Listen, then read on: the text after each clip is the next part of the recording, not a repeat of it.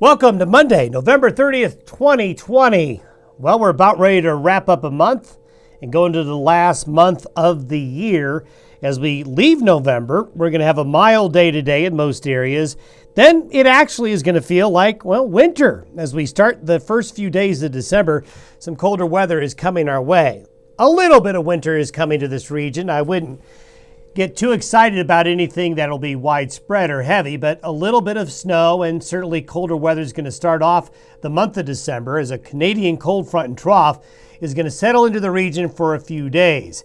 We're going to get a little bit of snow, especially the mountains of Montana, Wyoming, Colorado. Going to see some snow. There's going to be a little bit of snow on the plains. We'll show you where we think that will be. It's not going to be a lot, but it'll be more than we've seen lately. Not much happens again. Once this system moves out late in the week, we're going to still have to wait until after December 10th before the weather gets busy again. We are expecting that the weather gets a lot more active after the 10th all the way up through New Year's, but not until then.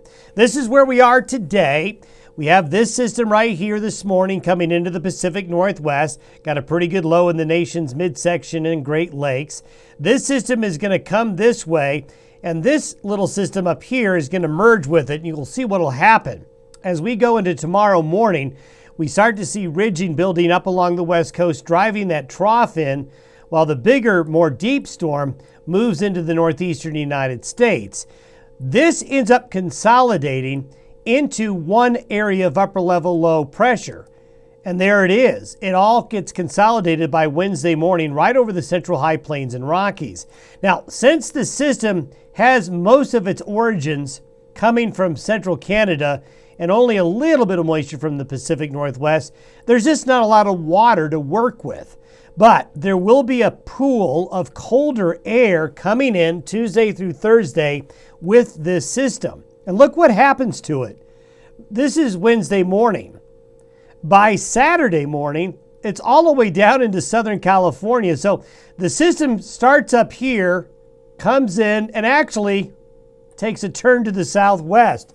You don't see that very often, but when they do get detached from the jet stream, these upper level lows could wander. And this little guy is going to wander in the southwestern United States at the end of the week and over the weekend. So there actually may be a little bit of rain and snow down here with that system as it meanders. But with a high pressure ridge going up over on top of that low, most of the northern and central Rockies, even the Pacific Northwest, this region here, going to see quiet weather late in the week and over the weekend and into the start of next week.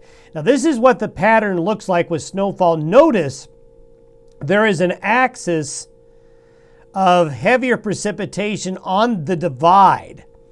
With the north winds aloft coming in behind this trough, that is upslope into the mountain ranges of Colorado and Wyoming and southern Montana. So this is a good way to make it snow in the mountains.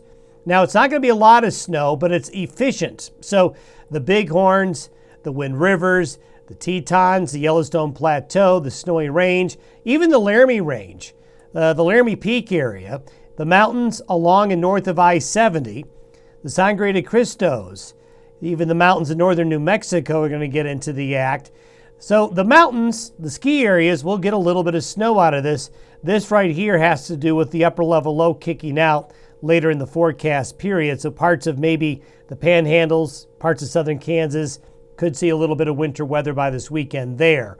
And you turn that into snowfall, you can see just light gray on the plains. That's basically a dusting of snow, but several inches of snow will fall in the mountains. So that'll be good news for you snowhounds.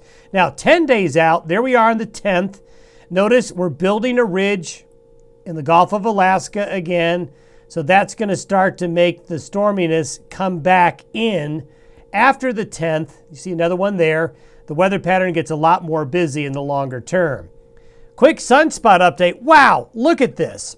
As we know, as we've been talking about in this podcast, we have been bottoming out. The solar minimum took place this summer when we had no sunspot activity or very, very little of it.